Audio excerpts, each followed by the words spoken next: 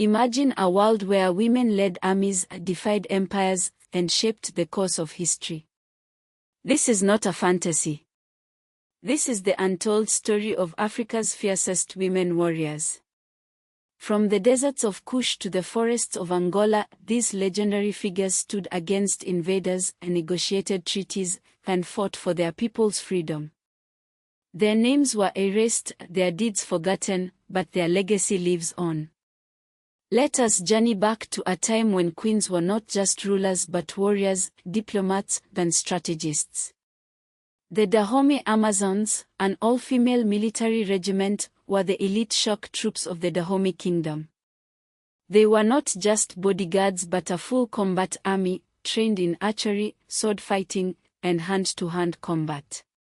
At their peak, they numbered between 5,000 and 6,000 warriors. They fought the French colonizers until 1894, proving that women could be just as fierce and disciplined as men on the battlefield. Queen Nzinga of Ndongo and Matamba was a master of both war and diplomacy.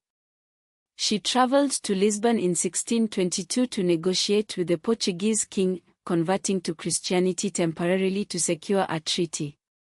When the treaty was violated, she returned to war, holding off Portuguese control of Angola for over 30 years. Her dual identity as a warrior and diplomat made her one of the most formidable leaders of her time. Asantewaa, the Queen Mother of the Asante Confederacy, led the War of the Golden Stool in 1900. This was the last major African war led by a woman. She rallied 1,000 to 1,500 Asante warriors against British forces, becoming a symbol of resistance against colonialism. Captured and exiled to the Seychelles, her body was never returned to Ghana until recently, a stark reminder of colonial erasure. Amina of Zazzau, a Hausa queen, conquered over 30 cities and built fortified walls around them. Her military engineering skills were unmatched, and her cavalry armies expanded the Zazzau Empire. She was a conqueror, a builder, and a strategist, proving that women could excel in warfare and governance. Amanirenas, the Queen of Kush, led her armies against the Roman Empire.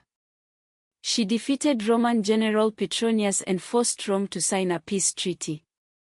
Historical accounts suggest she lost an eye in battle but continued to lead her armies, earning the nickname the One-Eyed Queen.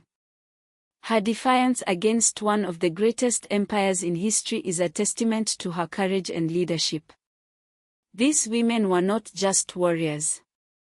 They were defenders of their people, preservers of sovereignty, and innovators in military strategy. Their stories challenged the global norm that warfare was exclusively male. They inspired later movements for independence and women's rights, leaving a cultural legacy that endures to this day. From the Dora Milaje of Black Panther to modern-day national heroes, their influence is everywhere. The Dahomey Amazons are now celebrated in films like The Woman King, bringing global attention to their story. Queen Nzinga is a national icon in Angola, with schools and streets named after her. Asantewaa is a national hero in Ghana, her statue standing proudly in the National Museum. These women warriors were the primary line of defense against colonialism, the architects of military innovation, and the symbols of resistance. Their stories were erased, but now they are being reclaimed. They remind us that history is not just about the victors but about those who fought against oppression. They remind us that women have always been at the forefront of change, leading armies, negotiating peace, and shaping the world. Their legacy is not just African history. It is world history. And it is time the world remembered.